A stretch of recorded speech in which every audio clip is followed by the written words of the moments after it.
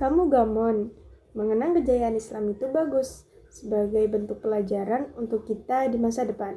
Tapi kalau kemudian terus terlena dan merasa bangga, no. Halo, aku Anggun Afristiana, NIM 23030160230. Kemana arah kebangkitan Islam di era 21? Di era perubahan dunia yang bergerak cepat, mulai dari teknologi, tren hingga cara manusia belajar, pertanyaan ini menjadi sangat penting. Karena masa depan Islam tidak hanya tergantung oleh warisan sejarah, tetapi juga tentang bagaimana kita merespon keadaan. Dalam kajian kebudayaan Islam, para pemikir sering menggambarkan inti kebudayaan Islam sebagai perpaduan yang harmonis antara iman, ilmu, dan amal. Artinya, kemajuan Islam tidak pernah berdiri hanya pada keyakinan saja, ilmu atau pengetahuan saja, atau hanya pada aktivisme sosial, tetapi pada integrasi ketiganya. Masalahnya, kita sering terjebak pada romantisasi masa lalu, yaitu ketika Islam ada di masa kejayaan, tepatnya di era pertengahan masa Islam Andalusia.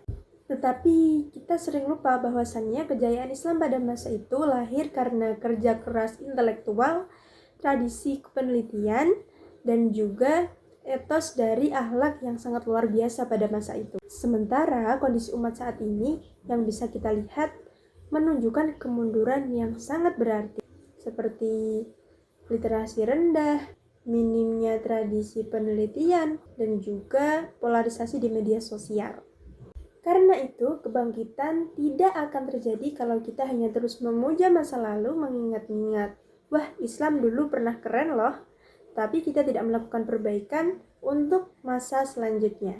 Dan yang kita butuhkan adalah menghidupkan kembali etika belajar yang kritis. Bukan hanya menghadiri kajian, tetapi juga meneliti, menulis, berdiskusi, dan kemudian menghasilkan karya ilmiah. Dan pada saat yang sama, iman harus diterjemahkan dalam perbuatan sehari-hari seperti integritas dalam bekerja, etika dalam bersosial, dan juga akhlak dalam menghadapi kehidupan di era sekarang. Dengan kata lain, kebangkitan Islam bukan hanya nostalgia, tetapi transformasi.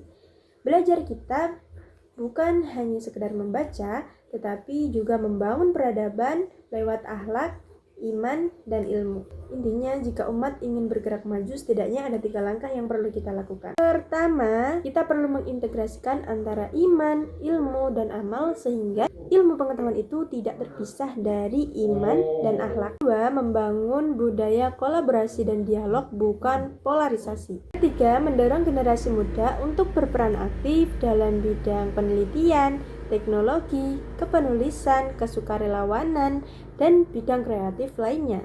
Kebangkitan hanya akan muncul apabila ilmu dipelajari, nilai dihayati, dan amal diwujudkan. Intinya, kebangkitan Islam bukan hanya sekedar untuk menghidupkan kembali kejayaan pada masa lalu, tetapi menghidupkan kembali, membangun kualitas umat di masa kini. Dan itu dimulai dari memunculkan kesadaran tentang peradaban Islam, tentang membangun peradaban Islam yang berakhlak, berilmu, dan juga beramal.